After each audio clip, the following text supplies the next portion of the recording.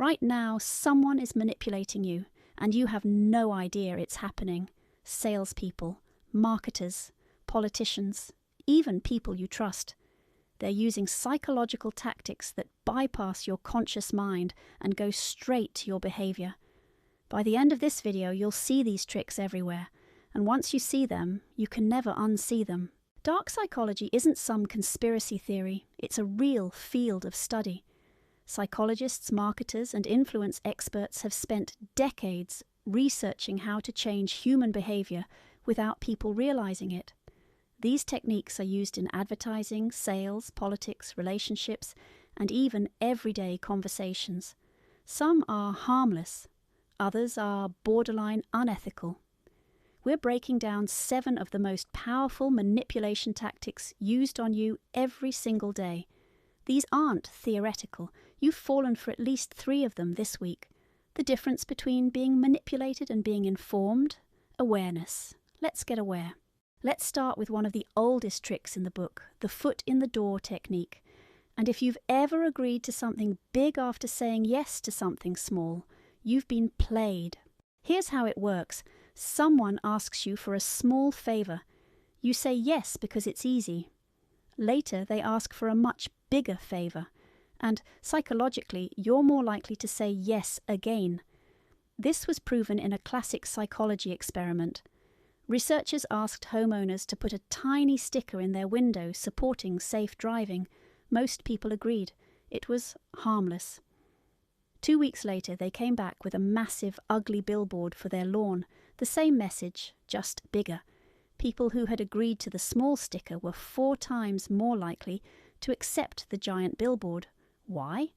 Because they'd already identified as someone who supports this cause. Saying no now would create cognitive dissonance. This is the foot in the door technique. Start small, build commitment, then escalate. You see this everywhere.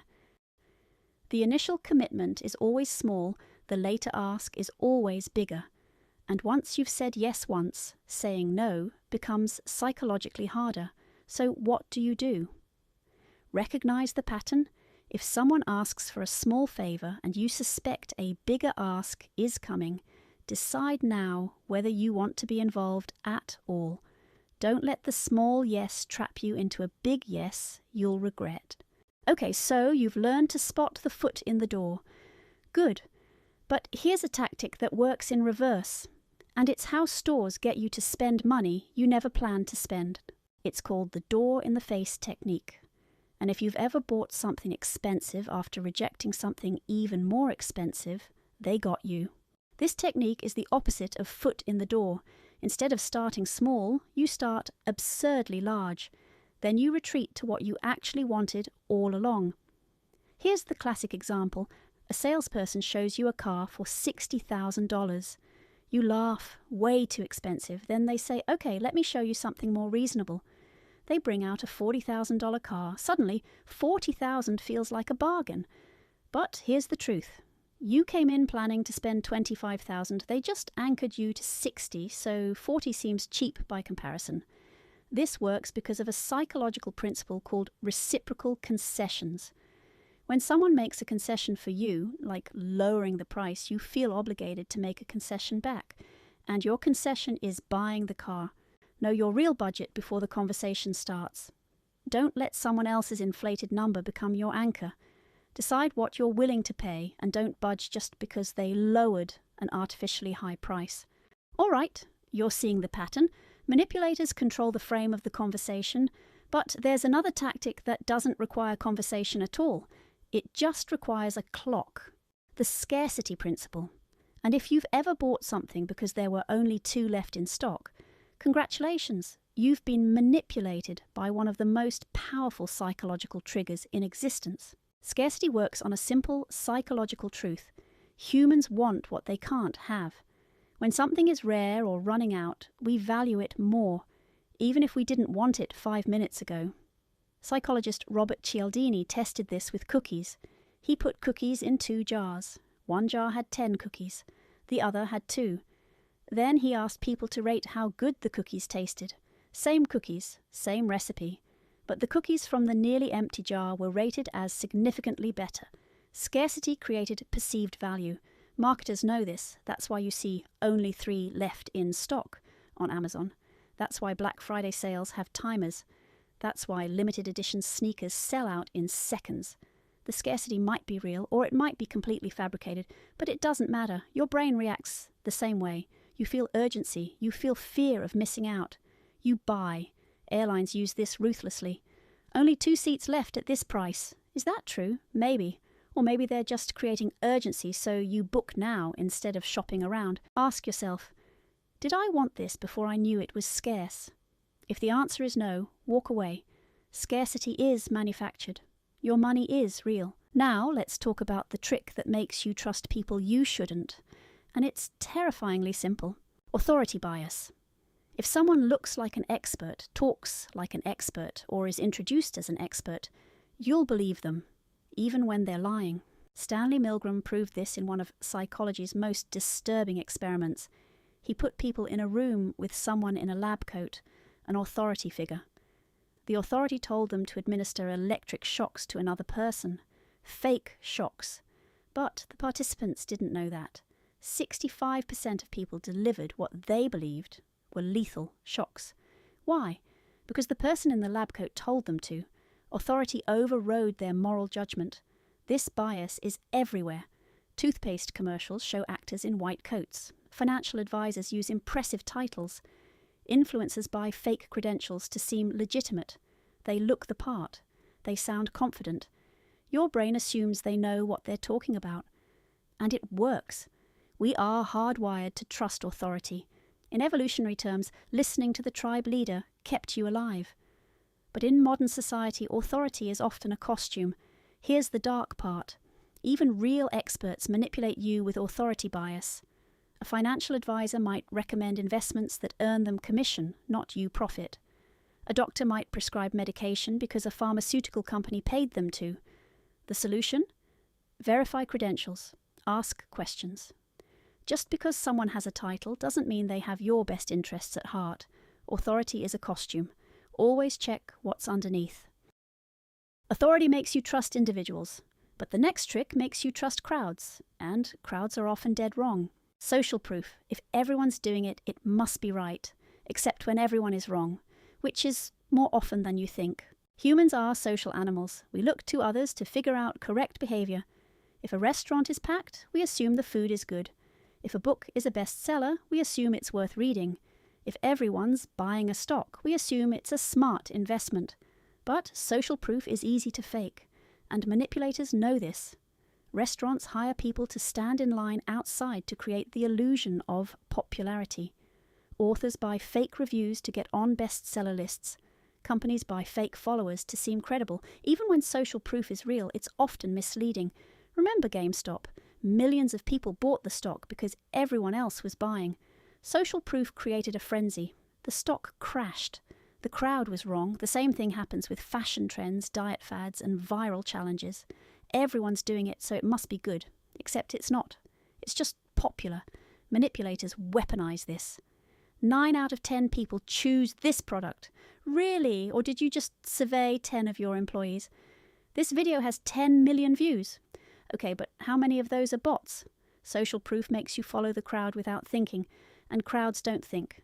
They react. Your defense? Ask yourself, would I want this if no one else did?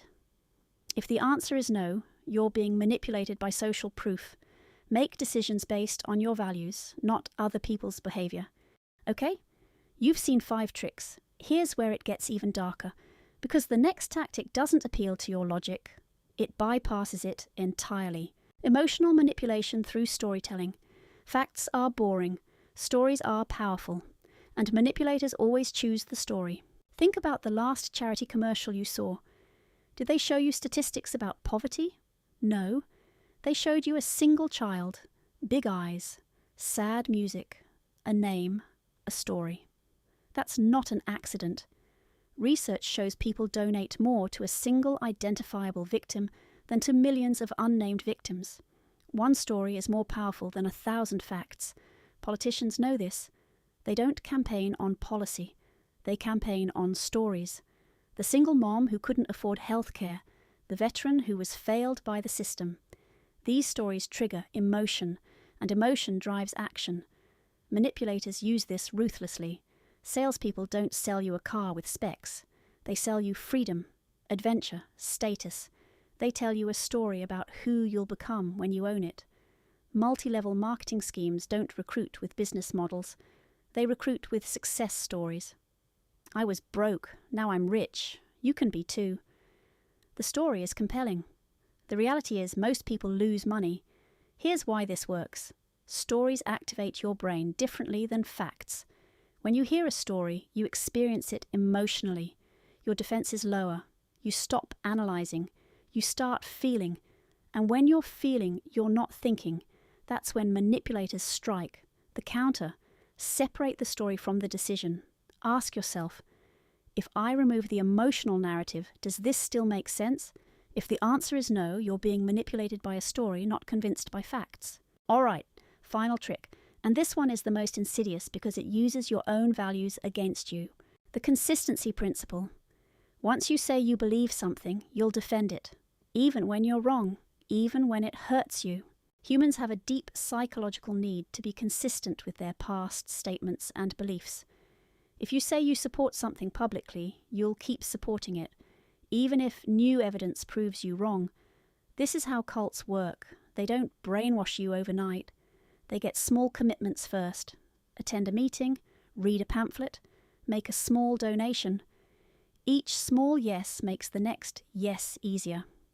Eventually, you've invested so much time, money, identity, that leaving feels impossible. You'd have to admit you were wrong, and humans hate admitting they were wrong. Marketers use this too. They ask you to take a quiz.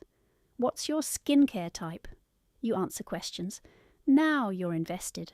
You've identified as someone with dry skin who needs this specific product. When they pitch it, you buy. Because you've already committed to the identity. Political parties exploit this ruthlessly. Once you identify as one party, you defend it even when they contradict your values. Why? Because changing sides would mean admitting your identity was wrong. The same thing happens with brand loyalty. You bought an iPhone, so you defend Apple. You drive a Tesla, so you defend Elon Musk. The product becomes part of your identity. Criticism of it feels like criticism of you. This is the most dangerous manipulation of all because you're not being tricked by someone else anymore. You're tricking yourself. The way out. Hold your beliefs lightly. Be willing to change your mind when evidence changes. Your identity is not your opinions, and being consistent with a mistake doesn't make it less of a mistake. So let's recap. 7 dark psychology tricks. 1. Foot in the door. Small yes leads to big yes. 2. Door in the face. Absurd ask makes real ask seem reasonable. 3. Scarcity.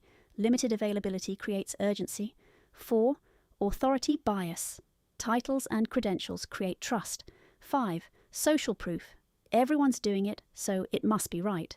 6. Emotional storytelling. Stories bypass logic. 7. Consistency principle. Your identity traps you. Now, here's what you need to understand. These techniques aren't evil. They're tools. The tool is neutral. The intent matters. But ignorance isn't neutral. If you don't know these tricks, you can't defend against them. You'll spend money you don't have. Trust people you shouldn't. Make decisions based on manipulation instead of reason. Awareness is your only defense. Once you see these patterns, you can't unsee them. And that's the point.